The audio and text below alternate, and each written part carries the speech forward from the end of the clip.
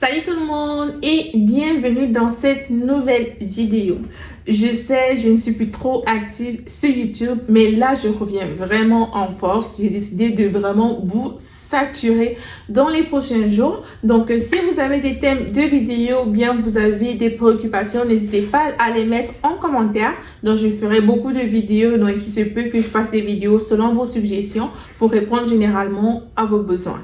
Donc, comme vous avez vu le titre de la vidéo d'aujourd'hui, nous allons parler accouchement, mais nous allons parler plus précisément des congés de maternité ici au Canada parce que c'est un sujet que pour l'instant je n'ai pas vraiment abordé. Dernièrement, j'avais fait une petite vidéo concernant l'accouchement, mais j'étais passée vraiment vite fait. Mais selon les questions que je reçois généralement en inbox, je me suis dit que ok, il y a certaines questions que j'ai pas vraiment pris le temps de répondre. Donc, ça sera le thème de cette vidéo d'aujourd'hui. Mais en attendant, générique. Hola.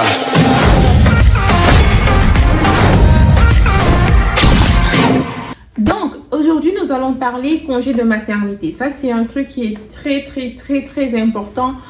Lorsque vous venez accoucher ici au Canada, il faut absolument voir si vous êtes éligible pour avoir les congés de maternité payés, bien sûr. Parce que, bien sûr, tu peux avoir les congés de maternité non payés au niveau de ton travail. Mais le plus important, bien sûr, c'est d'être payé. Donc, ici, nous allons regarder les critères. Je vais vous mettre le lien en barre d'infos parce que je prends directement mes sources sur le site officiel du Canada. Donc, vous pourrez voir s'il y a d'autres questions que vous avez. Vous pourrez d'abord aller regarder sur le site. Et là, si vous n'avez pas vos réponses, vous pouvez venir me poser vos questions. Donc, là, je parle dans la rubrique « Êtes-vous admissible ?» C'est très important. Ici, nous avons 4 critères d'admissibilité. Nous avons d'abord, bien sûr, vous êtes une personne enceinte. C'est logique, ok? Vous êtes une personne enceinte ou bien qu'elle ait donné naissance. Ça, c'est la première condition. C'est très important. Ça peut aussi être que vous êtes un parent qui s'occupe d'un nouveau-né. Ça, c'est par exemple le cas des gens qui sont allés adopter un enfant. Donc, dans ce cas-là, effectivement, tu es aussi admissible au congé de maternité, même si ce n'est pas ton enfant biologique, mais tu t'occupes quand même d'un enfant. Troisième condition, c'est que votre rémunération, dans l'argent que vous gagnez dans votre travail, a diminué de plus de 40%. Donc, lorsque vous allez aller en congé de maternité, votre revenu a diminué d'au moins 40%. Ok? Au moins. Donc, prenons par exemple les gens, il y a par exemple certaines personnes qui au lieu de partir en congé de maternité, préfèrent rester travailler, mais en télétravail. Dans ce cas-là, non, tu n'es pas admissible au congé de maternité puisque tu auras toujours ton revenu. Donc là, c'est vraiment pour les gens qui, comme je vous dis, ont vu leur revenu dropper. Quatrième condition, nous avons que vous avez accumulé 600 heures au niveau de votre travail. Et là, c'est très important. Très. Parce que généralement, c'est la partie où les gens se tirent une balle. Parce que tu dois avoir, disons que par exemple, ok, là, nous sommes en juin. Donc, la date à laquelle je suis en train de filmer, nous sommes en juin. Disons, par exemple, que l'année passée, donc c'est l'année passée, oui, quand j'ai travaillé, je n'ai pas accumulé 600 heures. Donc, parce qu'on retourne en arrière. Ici, on retourne ces 52 semaines en arrière. Ça veut dire que 1 an avant, ok? Si on compte tout est 1 an avant, tu dois au moins avoir accumulé 600 heures. Comment tu peux calculer cela? Tu prends juste ta calculatrice. Ah, il n'y a pas de calculatrice sur iPad. Attendez, je vais aller en ligne. Attendez. Donc maintenant, tu prends juste tes 600 heures, tu divises par par 37,5 heures. Ça, c'est ton truc par semaine. Ça te donne 16 semaines. Donc, tu dois au moins avoir travaillé pendant 16 semaines. Et maintenant, 16 semaines, tu fais juste diviser par 4 semaines. Donc, je prends vraiment au pif, ok?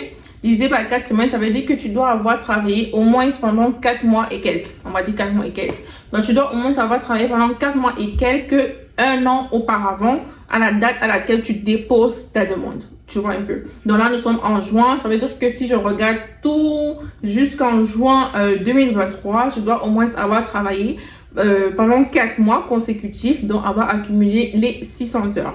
Ce qui fait que généralement, il y a des femmes, quand elles tombent enceintes, si elles ne travaillent pas, elles vont généralement chercher vraiment de façon active un travail. Et quand elles vont avoir ce travail-là, elles vont tout faire pour au moins accumuler les 600 heures. Donc, elles vont, il y en a plein ici, elles vont faire genre comme si elles sont pas enceintes. Elles vont travailler pendant au moins les 5 mois de la grossesse. Et à ce moment-là, elles vont déclarer maintenant qu'elles sont enceintes et vont pouvoir aller en congé de maternité. Maintenant, on va entrer dans le vif du sujet concernant les congés de maternité. Pour les congés de maternité, vraiment, ça dépend de tout un chacun. Ok, il n'y a pas de, comment on dit ça? Il n'y a pas de vérité générale, ça dépend du salaire que tu gagnais, ça dépend aussi de comment tu as calculé tes prestations, parce que là, c'est personnalisable. Mais comme je disais, vous pouvez commencer à prendre le congé de maternité dès votre 12e semaine de grossesse. Mais maintenant, comme je dis, là, ça dépend de tout un chacun, parce que comme je dis, c'est personnalisable.